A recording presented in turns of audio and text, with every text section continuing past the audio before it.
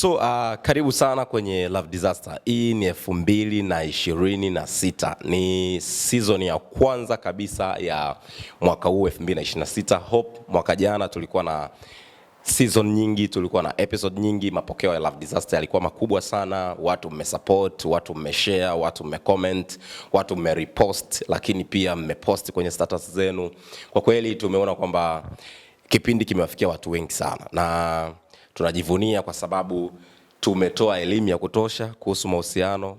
Pale ambapo ulikuwa unahisi kuna kitu kinakutatiza, nimepata comment nyingi, nimepata DMs nyingi kwa Instagram, lakini inbox yangu ya TikTok, japokuwa tumepitia changamoto, TikTok ilikuwa watu hawawezi kuaccess, lakini bado die hard fans wetu wamepambana sana, walikuwa wakitaka ushauri. Wale ambao tumeweza kuwafikia tumewashauri, lakini hatuishii hapo. 2026 tunakuja na content nyingi za kutosha, lakini guess what, tutafungua ofisi ambayo tutakuwa tunamfikia mtu baada ya mwingine. Ambaye atakuwa na uwezo wa kufika ofisini atafika, lakini yule ambaye atakuwa hawezi kufika, tutakuwa tuna customer care nzuri, tutakushauri, tutakupa kile ambacho unakihitaji. So karibu sana mwaka 2026. Hii ni Love Disaster na ni episode ya kwanza kwenye season ya kwanza ya Love Disaster katika mwaka wa 2026. Hope you guys mtapata vitu vizuri sana sana sana sana kutoka kwangu. My name is SSP Graphics. This is Love Disaster. Sasa leo bwana, kuna kitu nilitamani nizungumze na watoto ama nizungumze na wanaume.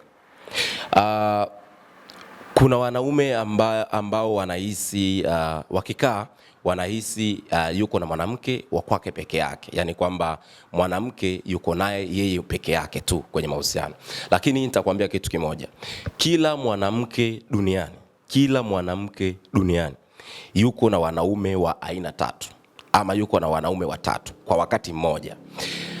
Mwanamke yeyote anakuwa na wanaume watatu kwa wakati mmoja wa aina tofauti.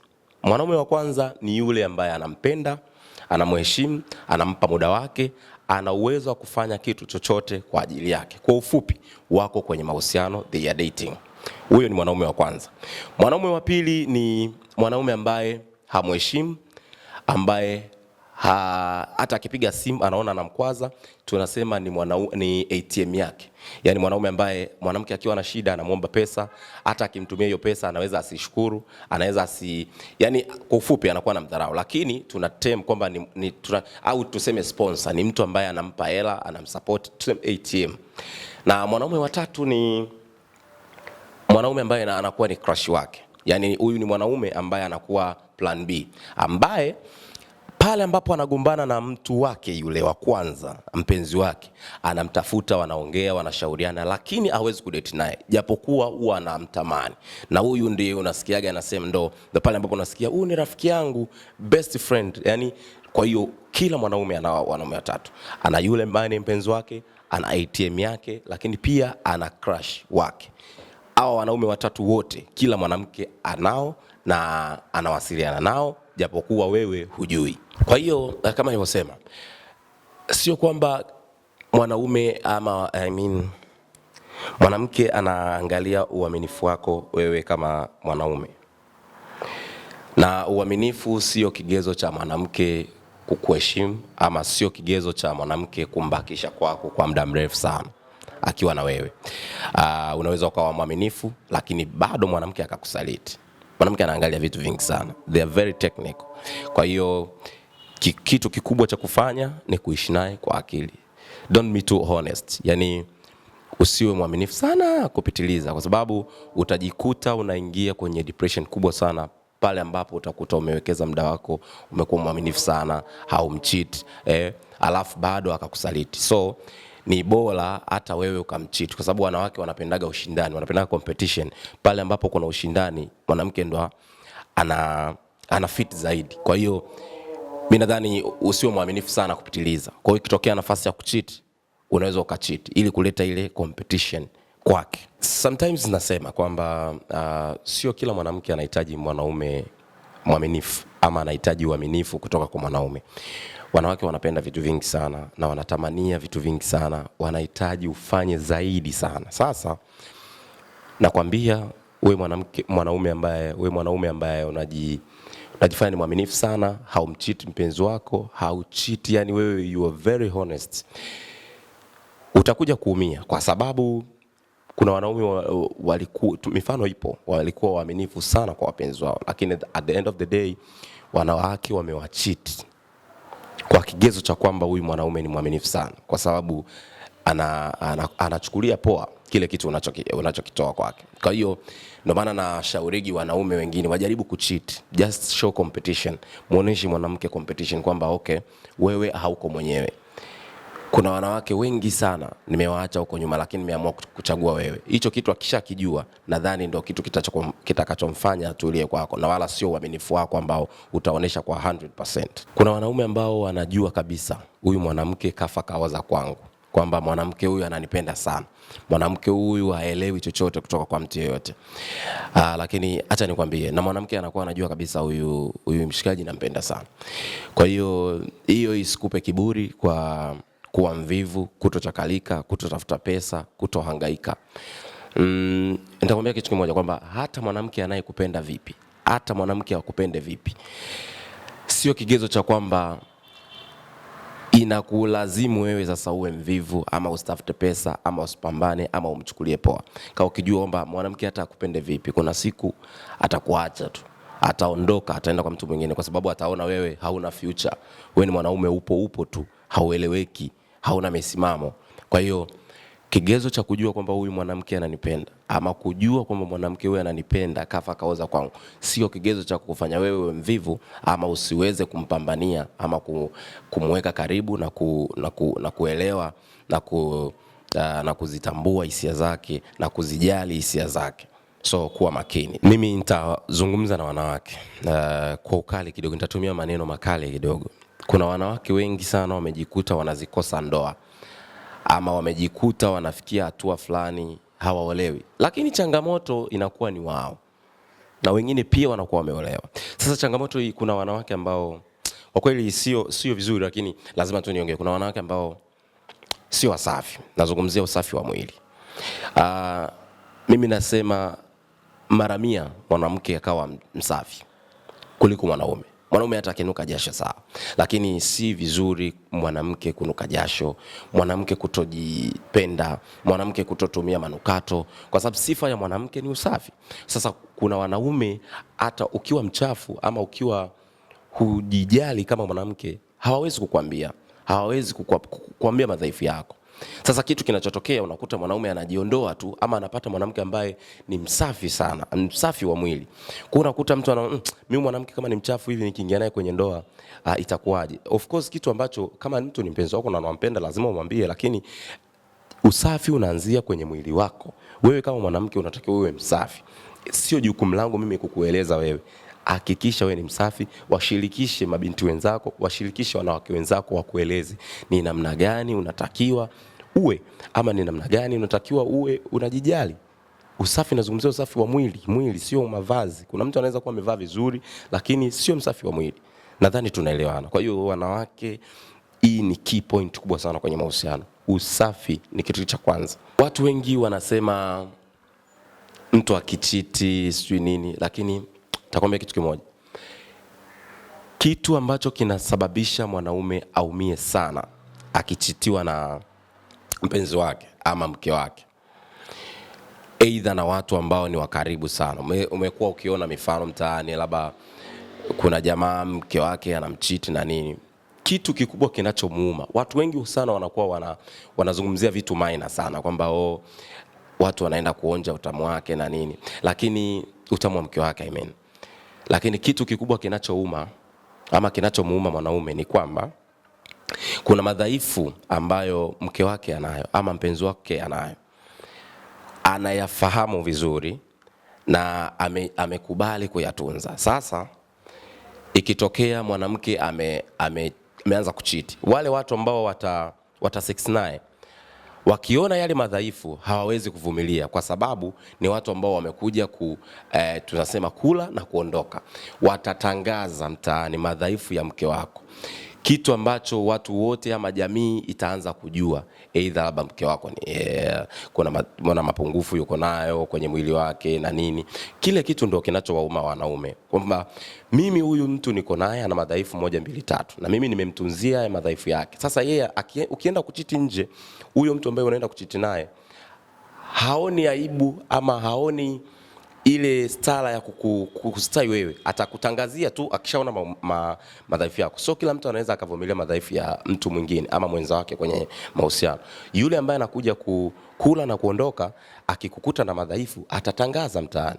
Picha ambayo itakuja mbaya kwa mtu kwa mume wako, kwamba watu wote wataanza kujua mke wa fulani yuko hivi bwana, mke wa fulani yuko hivi bwana. Kwa hicho kitu ndio kinawauma watu wengi sana pindi ambapo mwenza wake akicheat. Sasa mimi nitakwambia kitu kimoja. Muona wanawake wengi sana wanakuwa very loyal, wanakuwa waaminifu kwa hisia zao, wala sio wewe ambaye wanadate na wewe.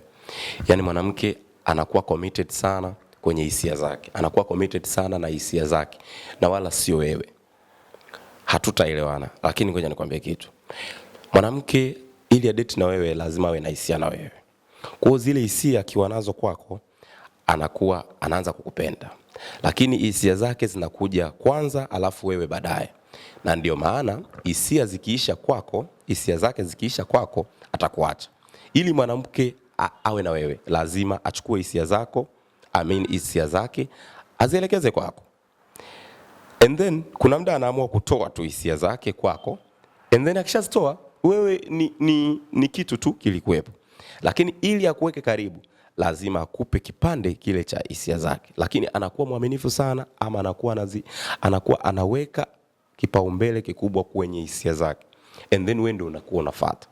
Na ndio maana mwanamke atangulizi mapenzi, yeye ni hisia. Kwa ili awe na wewe, ndio maana nasema siku zote mwanamke akishaanza kuonesha hisia kwa mwanaume mwingine, wewe umeachwa. Kwa sababu hisia zikiondoka sehemu mwanamke, na upendo unakuwa umeondoka. Technically tu iko hivyo. Watu wengi sana wanaachana. Kuna ma-ex. Mimi najua hata wewe utakuwa na ex wako. Lakini nakwambia kitu kimoja, siri moja ambayo watu hawajui sana kutokana na ma-ex ama watu ambao wameachana. Yule mtu ambaye anaongea sana, na sio tu kuongea sana, yule ambaye anaongea yale mengi mabaya ya mtu wake kwenye mahusiano yaliyopita. Yani yule ambaye anamtangazia mabaya yule ambaye wameachana. Aidha mwanamke akiwa anatangaza mabaya sana, ama anamtangazia mabaya mume wake ama mtu wake ambaye alikuwa naye kwenye mahusiano nyuma, basi huyo mtu ndo alikuwa chanzo cha hayo mahusiano kuvunjika. Yani ukiona watu wameachana na mtu anaongea sana, anamuongelea mwenzie vibaya, kuna mawili hapo. Aidha yeye ndo chanzo cha mahusiano kuvunjika, lakini pia bado anamhitaji, ama yeye ndo amepoteza kikubwa. Kwa sababu kama mimi na wewe tumeachana, maana yake hatuna kitu cha kuzungumza. Tusizungumziane.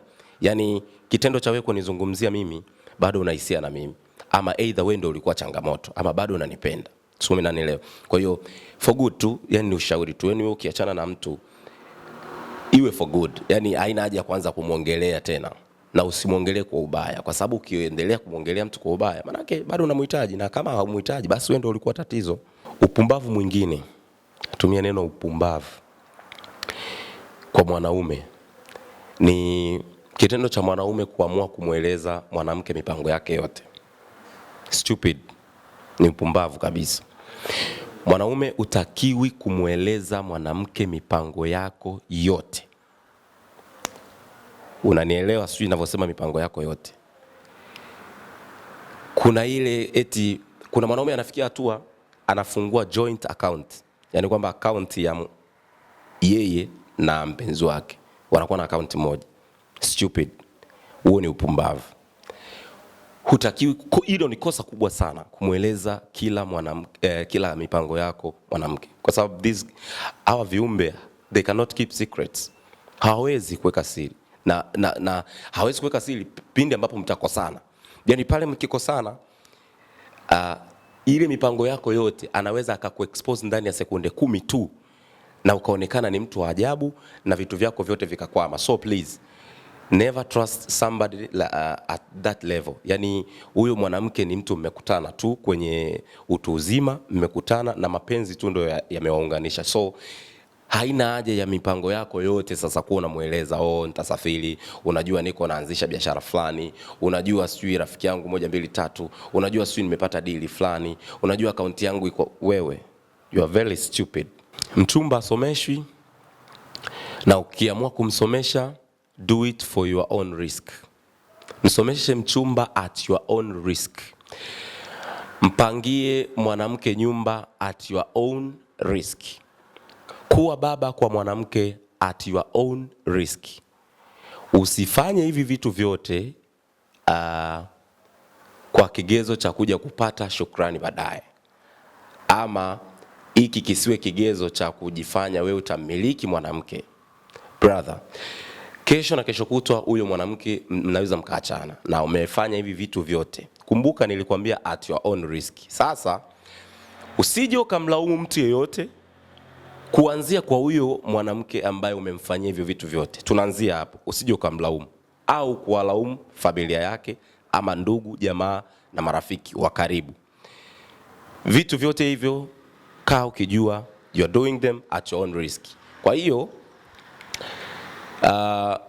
pale ambapo mtakuja kuachana akakupa majibu mabaya ambayo yatakuja kukwaza moyo wako, sasa wewe ndo utakapotakiwa kukaa na kutafakari bila kutushirikisha, kwa sababu tulikuambia you are doing this at your own risk. Yani wewe ni risk taker. Yani wewe ni kama watu wanao bet. Unafanya hivi vitu vyote ukijua kwamba anaenda kutafuta odds ngapi. Kwa hiyo kuna kula na kuna kuliwa. Ukila manake anabaki kwako, kuwa wa kwako. Ukiliwa ndo kama hiyo. Umepanga nyumba, mpangia mwanamke nyumba, ama umemsomesha na maliza chuo na olewa na mtu mwingine. So it's at your own risk. Kila kitu utakachomfanyia mwanamke utachagua sasa. Lakini pia ni washauri tu vijana, usiingie kwenye mahusiano kwa mgongo wa uwekezaji.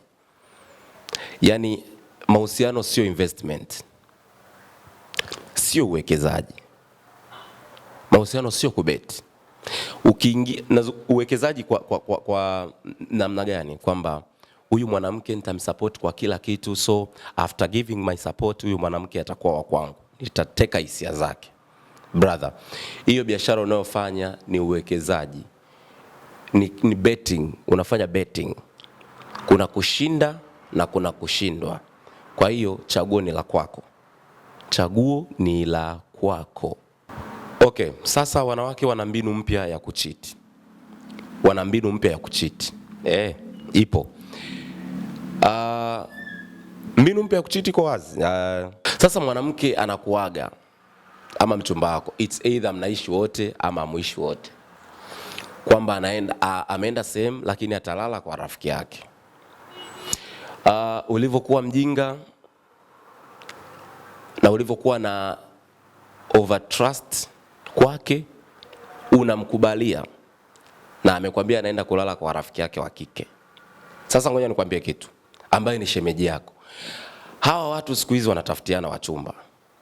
Janisikia vizuri. Hawa watu siku hizi wanatafutiana masponsor, wanatafutiana wachumba. Wanawake kwa wanawake ndo wanaongoza kuvunjiana mahusiano wao kwa wao. Kitu kama, yani kwa taarifa yako tu ambayo ulikuwa hujui. Hii ni taarifa kwa ufupi. Hawa watu yani akikuaga anaenda kulala kwa rafiki yake wa kike. Sawa. Ni 90% mpaka 95% umeshachitiwa tayari automatic. Kwa sababu mimi nitatoa tu mfano kwa vijana.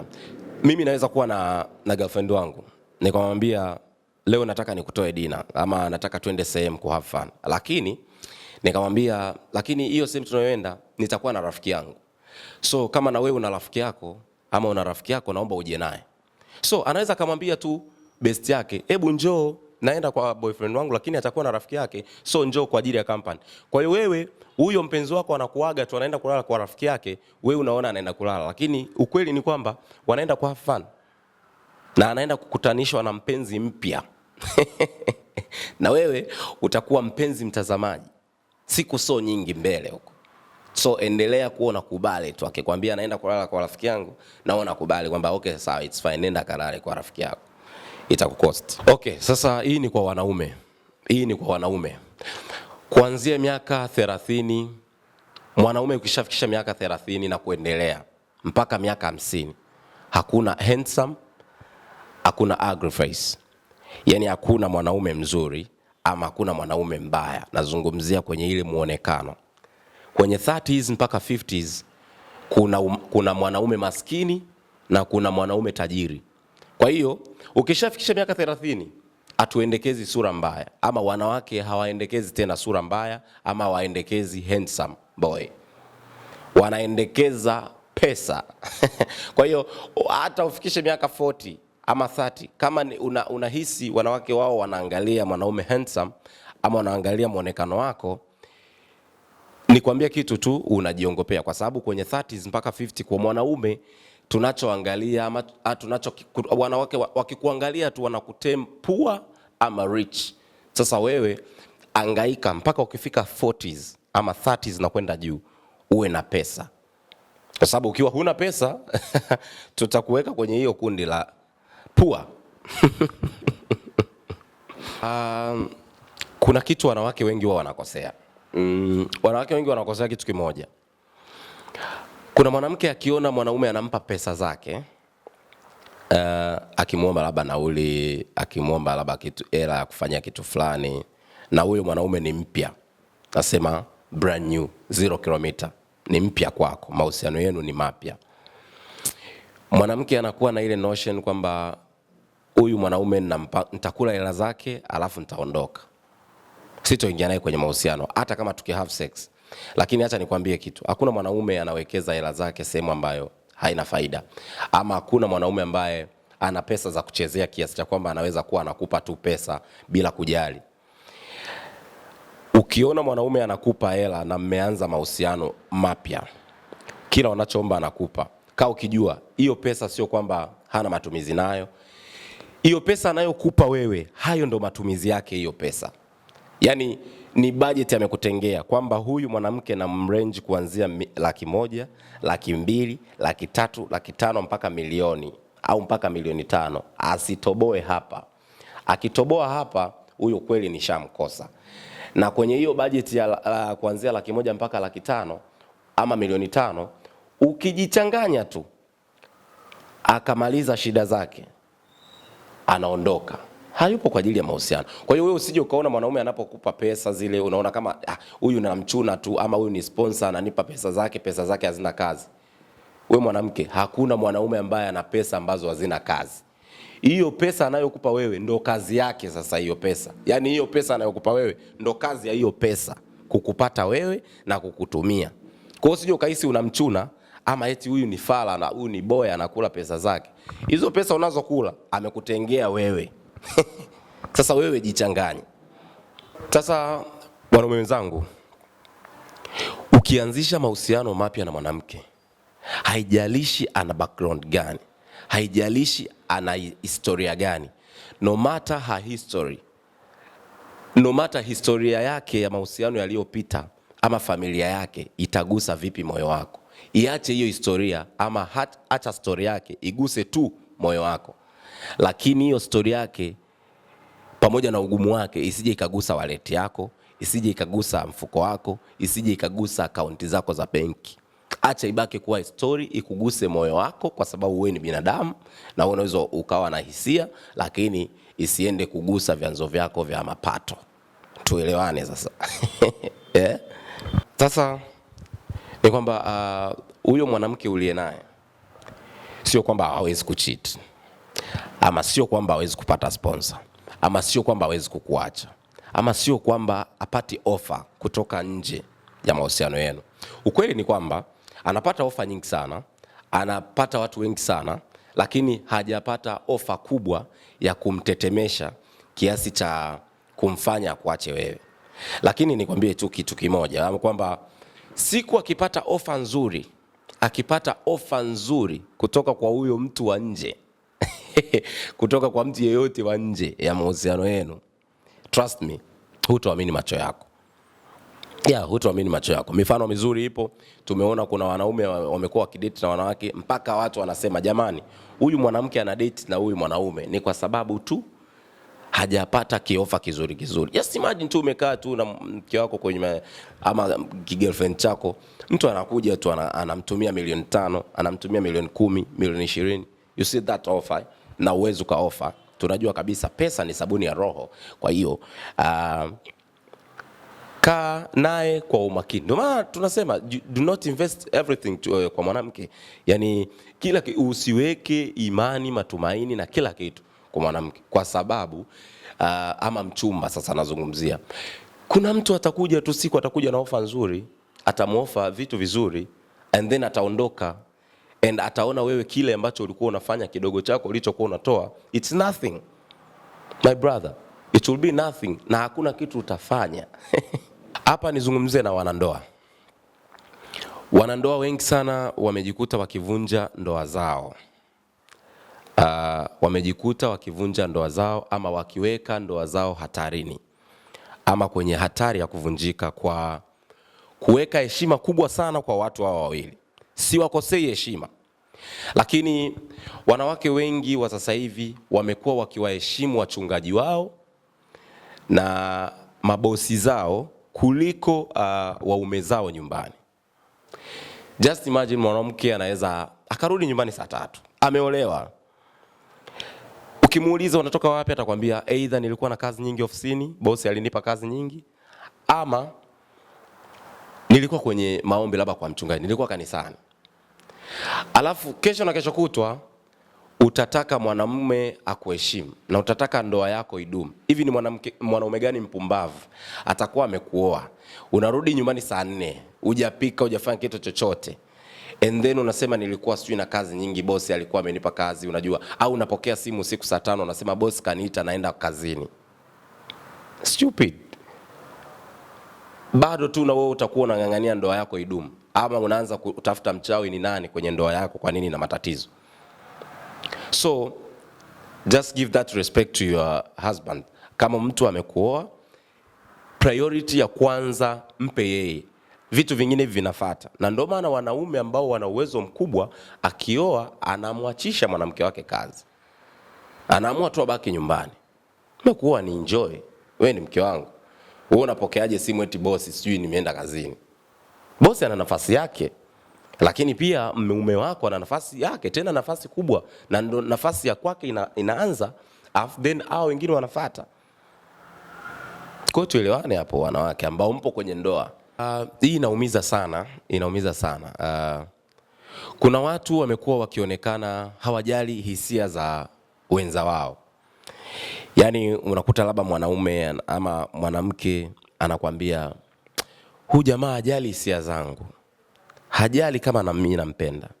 Hajali hisia zangu ambazo ninazo kwake. Lakini ukweli ni kwamba watu wengi sana wamejali hisia za watu, wamewekeza kwenye hisia za watu na ikawa cost. Umeona? Ameinvest hisia zake sana kwa watu. Yaani kiasi cha kwamba anakuwa hana hisia tena na mtu. Kwa hiyo usije ukaona kwamba huyu mtu hana hisia na wewe. Sio kwamba hana hisia na wewe. Alishawekeza hisia zake kwa watu wakamcost ama wakamlet down. Kwa hiyo amefikia stage ambayo hata yeye hawezi kuwa na hisia na mtu, ni kwa sababu amekuwa na heartbreak nyingi za kutosha. Watu wamemdiscourage, umenielewa? Kwa hiyo pengine inakubidi ufahamu kwanza kwa nini mtu huyu hana hisia na wewe. Ukishajua then unaweza kupitia therapist, unaweza ukajaribu kurudisha taratibu hisia zake. Kwa hiyo usije ukaona mtu hana hisia na wewe ukahisi ni makosa. Hapana. Ni kwamba mtu hataki kufanya makosa mara mbili. Alishafanya hivyo mara ya kwanza, akawekeza hisia zake kwa watu wakamuumiza. So anaona bora tu mimi niwe tu na mtu. Yaani kuna mtu tu anaweza kuwa na wewe kwenye mahusiano, akutafuti, mna date ndio, lakini ana siku 2 hajakupigia simu, atumi message. Lakini anakupenda, lakini ndio hivyo, hataki hisia zake zije kwako afu uje kumuumiza kama alivyofanya mwanzo. Watu hawapendi kurudia makosa. Anguko lolote la mwanaume kubwa ni kuingia kwenye mahusiano na mwanamke ambaye sio either size yake, sio umri, lakini pia sio sahihi kwake. Hili ni anguko kubwa ambalo linaweza kukupata ama ambalo linaweza kuwa baya sana kuliko hata umaskini kwa mwanaume. Pindi ambapo mwanaume utaamua kuingia kwenye mahusiano na mwanamke ambaye sio sahihi kwako, utapitia matatizo makubwa, utapitia depression kubwa sana kuliko hata yule mwanaume ambaye hana hata pesa au ambaye ni maskini. Hili ni anguko sana, ni anguko baya sana. Hili ni anguko baya kuliko hata mtu ambaye amefilisika. Ni baya sana. Yaani ukishaingia kwenye mahusiano na mwanamke, tena kibaya sana ukienda mbali zaidi ukafunga naye ndoa ambaye sio sahihi kwako, utakuja kulia, utakuja kuumia, utapata anguko baya sana ambalo huwezi kulifananisha na kitu chochote kwa sababu utateseka sana, utaumia sana na hautakuwa na msaada wa mtu yeyote. Wewe tu ndio utatakiwa ujisaidie mwenyewe kwa sababu uliingia kwenye maji marefu ambayo hata kuogelea uyawezi. Kwa hiyo ili haya mambo yasikukute, chagua mtu sahihi wa kuingia naye kwenye mahusiano. Peleleze mtu. Hata mtu akikuona yani kama wewe sasa ni usalama, wewe ni FBI, wewe ni CIA. No. Wewe investigate, chunguza. Hakikisha mtu unayeingia naye kwenye mahusiano mpaka kufunga naye ndoa ni mtu ambaye ni sahihi na umemverify kwamba huyu ni mtu sahihi kwangu. Usije ukaingia kwenye anguko baya sana. Sasa sifa kubwa ya wanaume wenye roho nzuri, sifa kubwa ya wanaume wenye roho nzuri ama roho safi, kwanza huwa hawana nyota ya kupendwa na wanawake. Unajua ni kwa nini? Ni kwa sababu wana roho nzuri sana ya kupitiliza. Na hiyo roho yao nzuri watu wana take for granted. Ama watu wanachukulia poa. Yaani mwanamke anaona kama umbe huyu anajifanya na roho nzuri. Okay, fine. Yule mtu mwenye roho nzuri anakuwa na upendo. Mtu mwenye roho nzuri anakuwa amenyooka, tunasema maneno kidogo ya mtaani. Anakuwa amenyooka. Ukisikia mtu umenyooka, utajiri kanyooka. Kwa wanakuwa hivyo. Lakini sifa yao kubwa wanakuwa hawana nyota ya kupendwa ama kupata mtu sahihi. Inakuwa ni ngumu sana. Kwa sababu watu wengi sana wakishaona wewe ni mtu wa watu, wanaanza kuchukulia poa kile kitu ambacho unakiofa kwa huyo mtu. So ndio maana nikasema watu wengi sana ama wanaume wengi sana wenye roho nzuri wanakuwa hawana hata nyota ya kupendwa, maskini ya Mungu. Yaani inakuwaga hivyo tu. Ni kwa sababu watu wanakuwa wanachukulia poa kile kitu kizuri ambacho kipo ndani yao. Yaani tunawekana wazi tu. Wale ambao tunawaita baby mamas. Baby mamas, umezaa na mwanamke lakini hauishi naye.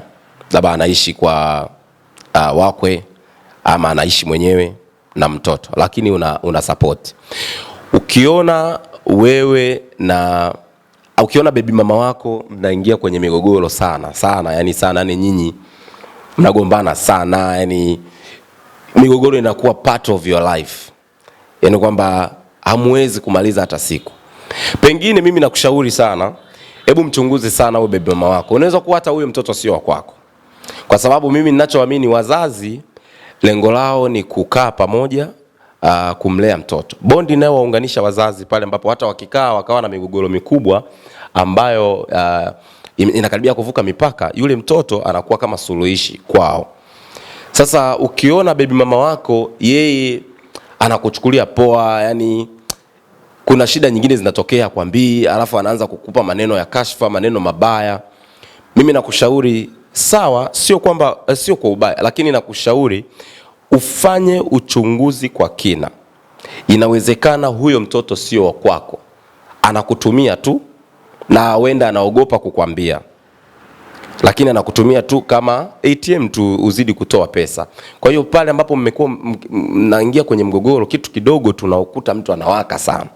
Na anawaka kwa sababu anajua huyu mtoto wenda sio wa kwako. Kwa hiyo hawa watu wao waita baby mamas, naomba wanaume muwe makini sana. Muwe makini sana. Kwa sababu mimi ninachoamini kumzalisha mwanamke ambaye uishi naye sio vita. Unaweza kuwa umemzalisha mwanamke, hamuishi pamoja, lakini maisha yanaendelea, mnawasiliana vizuri, unatoa matumizi na nini. Lakini kosa moja sasa isiwe vita. Na ukiona inaelekea kwenye vita, kuna walakini hapo. Huenda hata huyo mtoto sio kwako, kama nilivyosema mwanzo. Jamani, kuweni makini na baby mamas yao.